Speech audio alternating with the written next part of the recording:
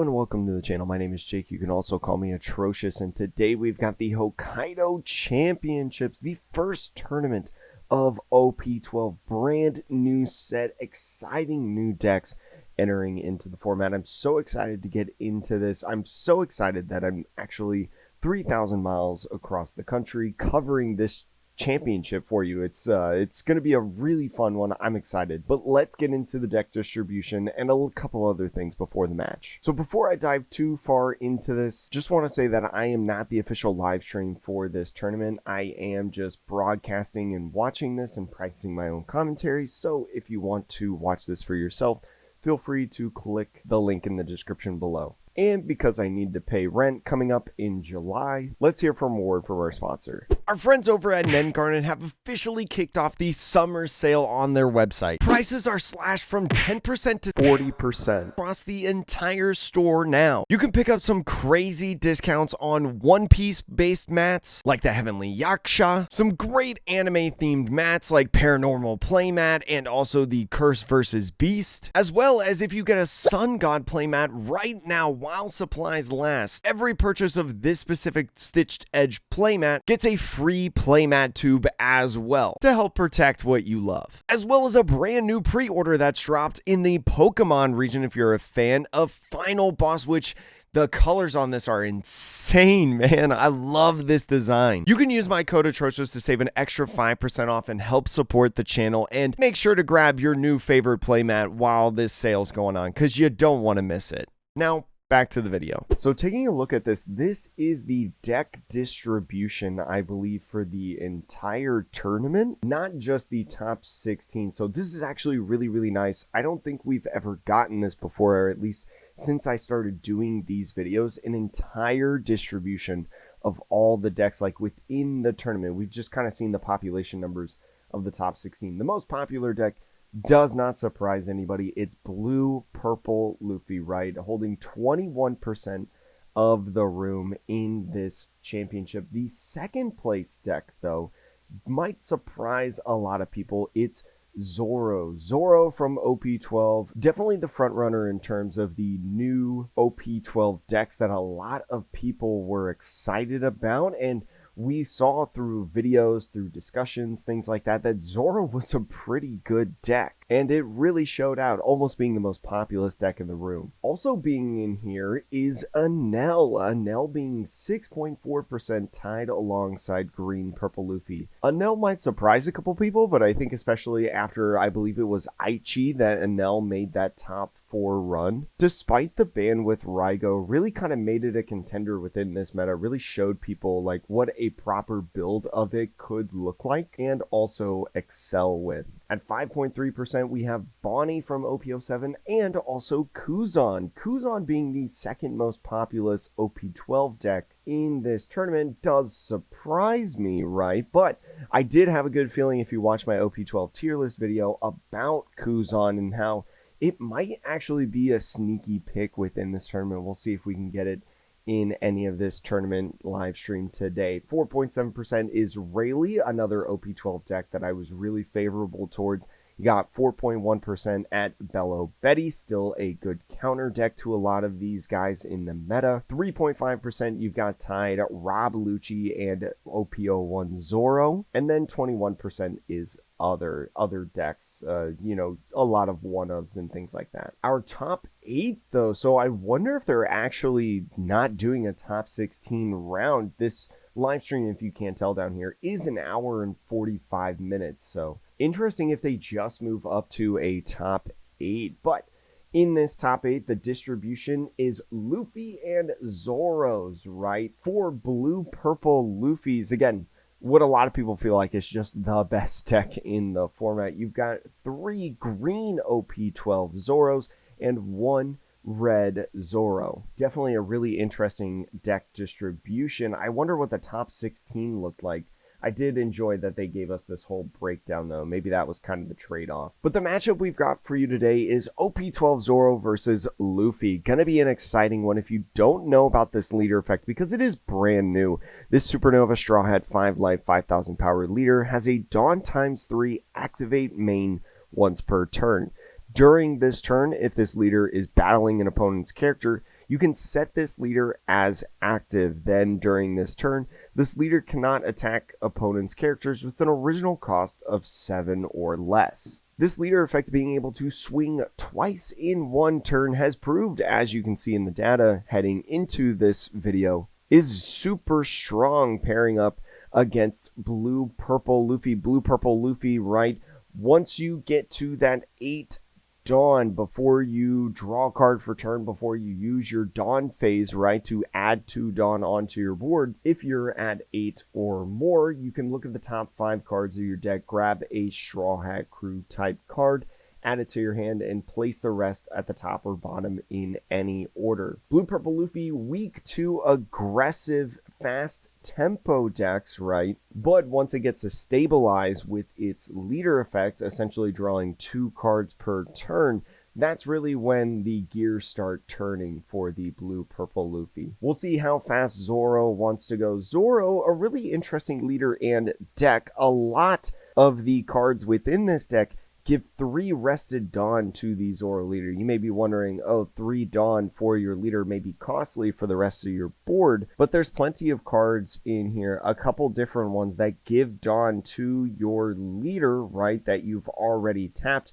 from playing down a character, as well as maybe some other restand effects, right? You think of Supernova Leader in that Zoro where Cavendish might be able to restand some Dawn. We also have a brand new Mihawk SR and OP12 that can restand on. We do have deck lists for these players that will showcase after this tournament. I think I have the exact list for the Zoro. I'm not sure, but I do have a Zoro list from this top 8 that I'll be able to show you. But let's see these starting hands. Looks like blue-purple Luffy right now. It's got Zoro, Juro, and the Gear 2 in hand as their ramp. Then they also have the 5-cost Nami, Gum Gum Giant, and an Usohachi to finish out the game. The Zoro Juro, I feel like, probably not very good within this matchup, right? A lot of these cards in the Zoro deck will be able to rest characters with a cost of 4 or less. So, especially if on 3, the Luffy goes ahead and plays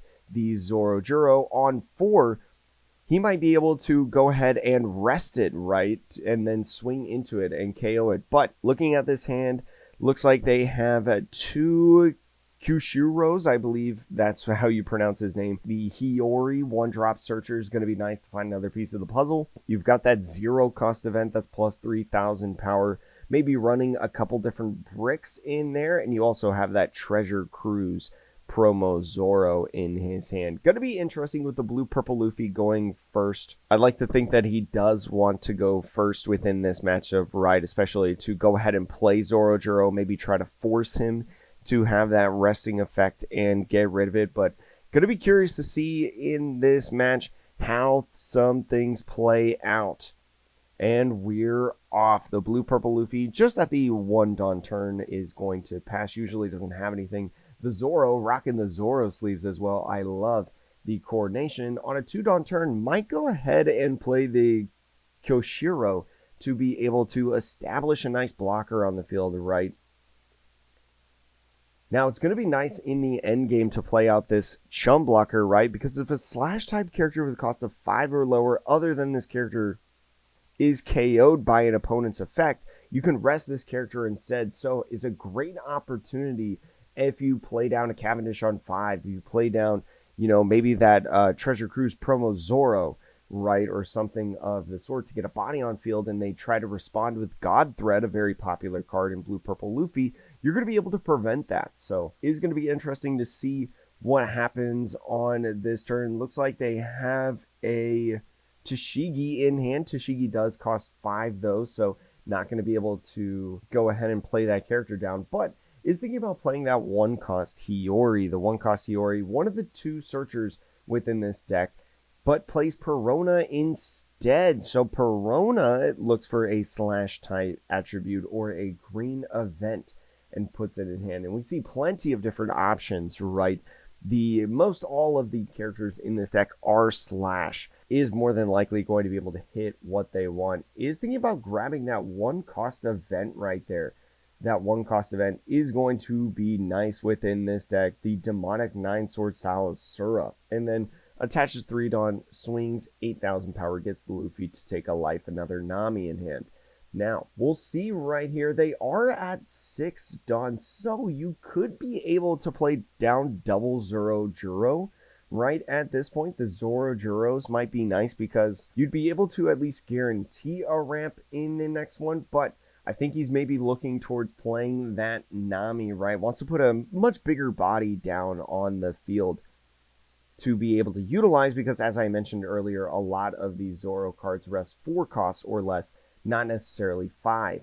So playing that Nami, getting to look at the top 3 is going to be able to put 2 cards at the top or bottom of the deck, maybe that they don't need. There's a God Thread, Lin, and Katakuri. So an interesting set of cards. You do have that Katakuri to play in the next turn because you're going to be going to 8, right? You're not ramping within this turn, but puts those 2 cards at the bottom of the deck, says, you know what, I don't want any of these. And one thing there is to note about the hand right here, I mentioned the 5 cost Tashigi earlier.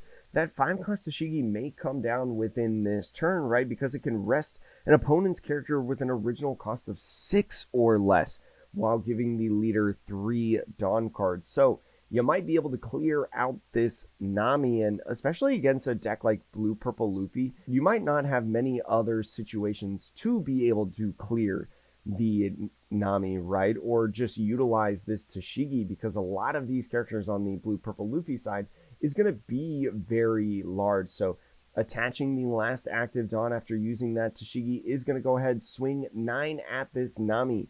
The 9 is going to allow the Zoro to restand after KOing it, and now swings 9 at lead. And this is a huge reason why a lot of people are so favorable on the Zoro decks, right? Why it's such a strong deck.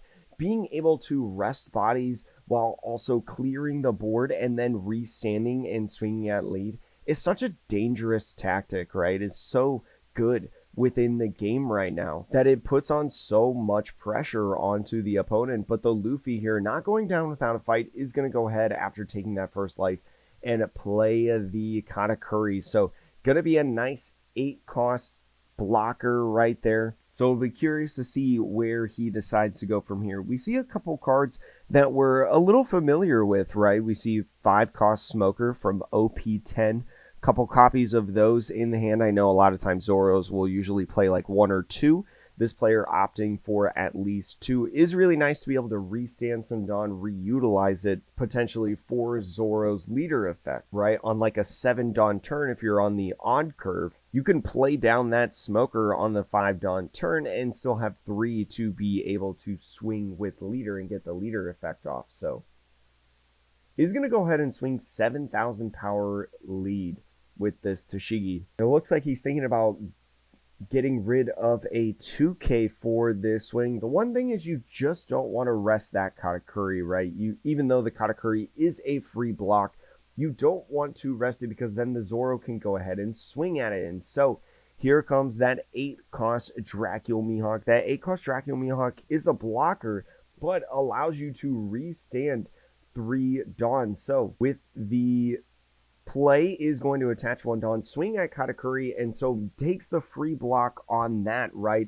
In order for Zoro to restand, remember, he can't swing at characters with the cost of 7 or less anymore, and so usually you'll have them swing at lead. And so with this Mihawk looking to be in a pretty good position, as that Blue Purple Luffy is going to go ahead and use leader effect, even though they're at a full 10 Dawn, and now they're going to be able to look at this top 5. This top 5, not exactly the most prestigious, right? Especially with this Sanji. The Sanji not really doing anything. Might play that 9-drop Lin though in this turn, build up some counter. So puts it on top, maybe grabbing that Usohachi for a turn, or potentially the God Thread. And so is going to start out 6,000 power at lead, is just going to potentially do a free block with the Dracula Mihawk, right? Being that 8,000 power blocker.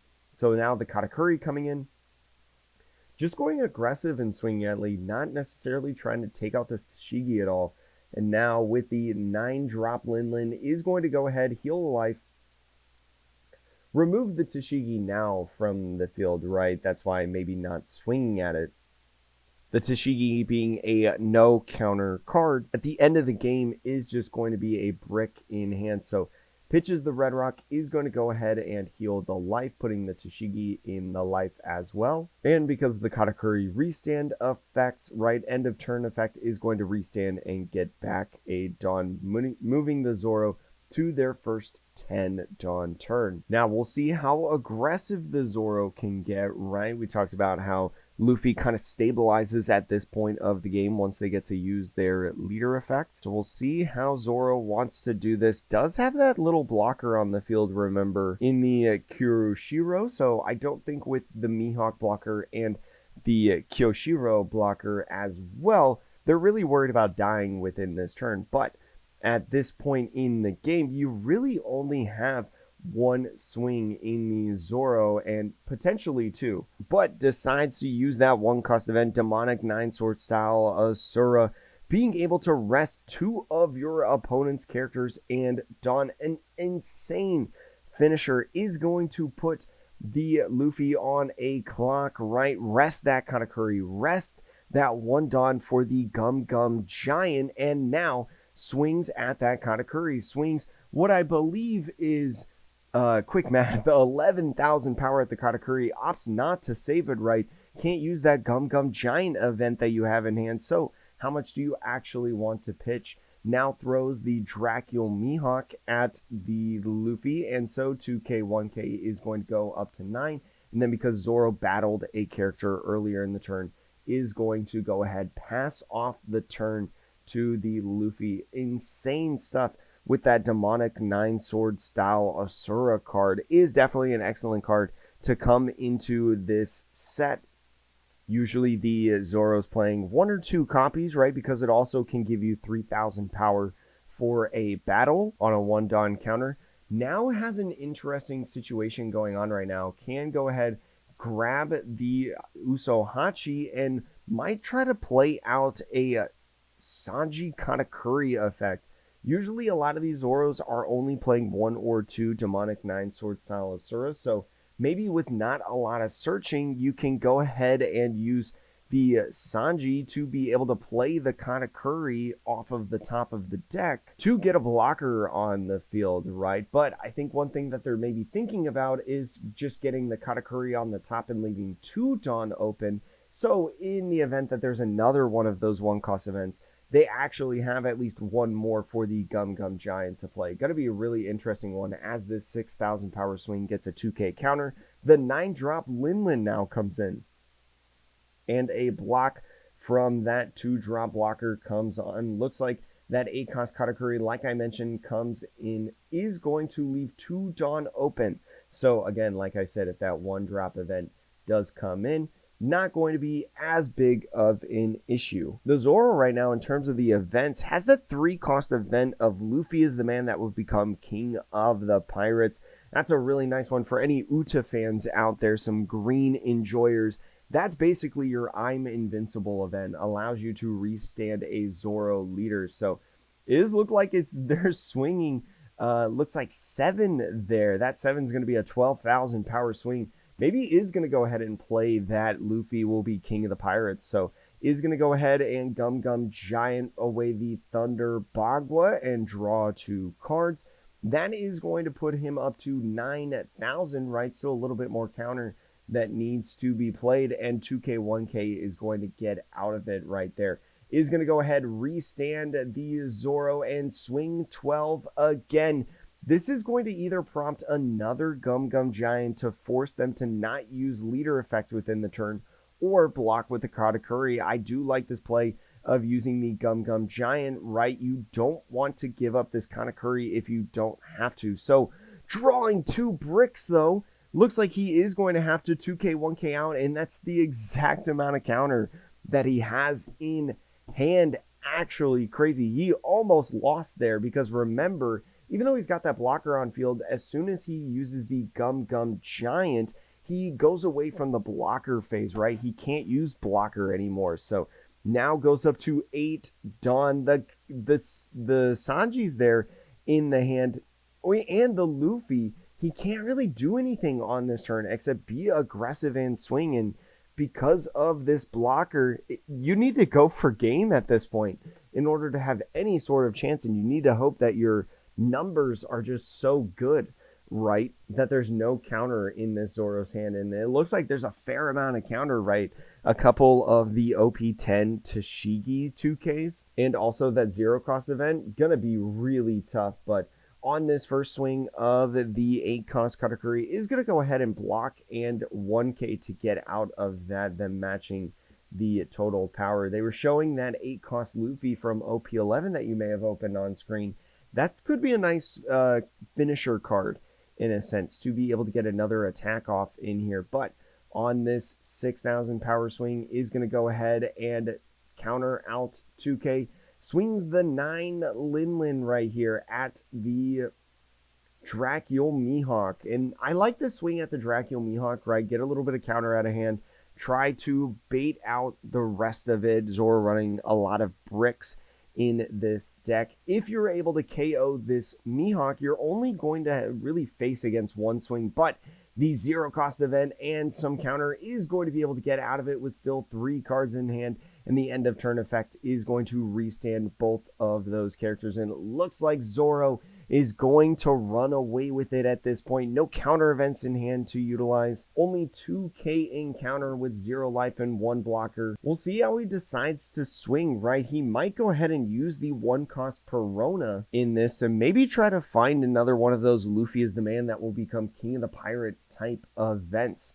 We do know that Zoro plays typically 3 copies is what I've seen in this deck. They usually don't play a full 4 copies. And Perona being able to look up to the top 5 for a green event is going to be able to find that if they want to. So we'll see how aggressive they can go. The Zoro maybe not too worried about dying in this defensive phase if he can't find the event, but if you allow the Luffy to find another blocker, if you allow them to find a 9 Linlin, that could spell a little bit of trouble. So does not find the, does find it. I didn't see it in that top 3, and so is going to go ahead and swing that big number there, use that restand from the leader effect right before, and is going to come ahead and win that game. That really showcases why Zoro is such a strong deck in this format, being able to clear those bodies, being able to restand, swing multiple times with lead, apply a lot of pressure, gives it sort of an aggressive control style. Definitely something that's a lot different than anything I think we've seen within this card game. Definitely a quick one and one that you got to be wary for, but looks to be an insanely fun deck to build. Great job to both players within this top 8, but let's go ahead and take a look at some sample deck lists. So we don't have the exact deck list, but we do know that this is probably pretty close, right, playing those Thunder Bagwas, this list being the winning list from the Hachi Championship just the other day, going a perfect 8-0 during that championship run too. The name of the game for Blue Purple Luffy is ramping, right? Ramping up to your 8 done. You've got plenty of cards that allow you to do that, including what we saw in this one. We saw Gear 2, right, being able to ramp in the early game. Zoro Juro, like I mentioned, probably not a great card within the matchup, but still across many other things within the meta, a good card to have and utilize for a ton of different matchups. You also have Bon Clay, which even though it is not searchable, is one of the best cards within the deck, right? In terms of ramping, gets you an active Dawn and a body on the field. Really tries to ramp for their assortment of big bodies with 9 cost Sanji, right? The secret rare that you've probably heard and is probably wondering why is $35 to $40 at this point USD. You've got the 8-drop Katakuri, an excellent card within this deck, one of the premier purple cards, and debatably best card in OP11 if you saw that buy list video I made for the western side of the meta, is able to restand itself at the end of turn as well as Charlotte Linlin, right, being able to heal a life. And then as well, you've got 9 cost options like Luffy, right, being able to rush, be aggressive, and even some players teching in Dracule Mihawk, which We don't know if this player was playing the Dracula Mihawk, but we do know that this is a good card, right? Being able on that on play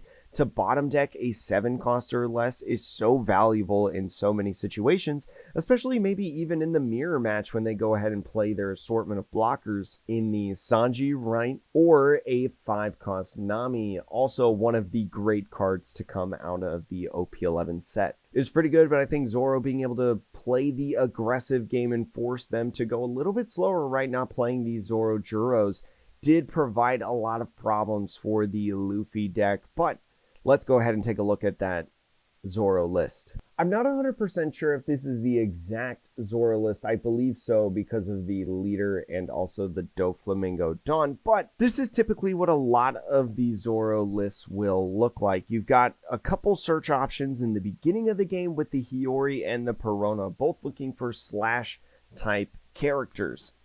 Perona just being the one drop that searches, but Hiyori being the one that you have to rest not only itself, but an extra Dawn. Your 2K package includes the 3-cost Dashiki, a great card in OP10 that came out that protects a lot of these green cards from effects. You've got the Treasure Cruise Zoro promo right here, so who knows if we'll get that or when we'll get that in English, I don't know, but you can substitute this with really any sort of slash 2K. I believe there are a couple of them out there. I think typically vanillas like Kawamatsu, I think is a typical one that people play. I believe that's a 2K, correct me if I'm wrong. But you've got a slew of different counter events that can give you some. You've got, because this side of justice will prevail, the 0-cost event. You also have the Paradise Totsuka or Paradise Waterfall, right? Being able to be an 2,000 counter as well as restanding a character, which could be very nice for a blocker or something of the sort. The Demonic 9-sword style Asura on that 1-cost, as we saw in the game, can be such a strong option, right? Especially when Luffy may only have 1 Dawn Up and 1 Katakuri, as we saw in that example. You can go ahead and rest 4 Dawn, essentially, for that 1 card to rest any of them, be like a mini Hody Jones, and then go ahead and use leader effect to be able to swing through into the finish, maybe swing at a character and then swing at lead. Definitely a strong card right here, and there's a lot of reasons why players like this player right here in this championship are not playing Hody Jones. Hody Jones, although being a frequent card that a lot of these players play, is a strike character on here, so is not searchable through the Hiyori or Perona, and maybe it's better to just swing with lead once again with that Luffy will be king of the pirates 3-cost event card that we saw get the nice finish at the end of that game there. Definitely was an exciting one. I'm curious to see the rest of these matches, right? Especially if it's only a top 8, if there's only 3 rounds. Oh, and it looks like the next round right here, I've just had them in my ear listening. It looks like it's going to be OP11 Zoro versus the Luffy. So going to be an interesting one in the next video if you want to watch that and join us. It'll be out later today on the channel. So excited that you joined me. Thank you so much for watching, and I hope to see you in the next one. Thank you again for watching, even though I'm just using a AirPod mic and sitting in my mother's basement. Definitely not as typical, but I am 3,000 miles away from my setup at home. Anyways, we'll see you later.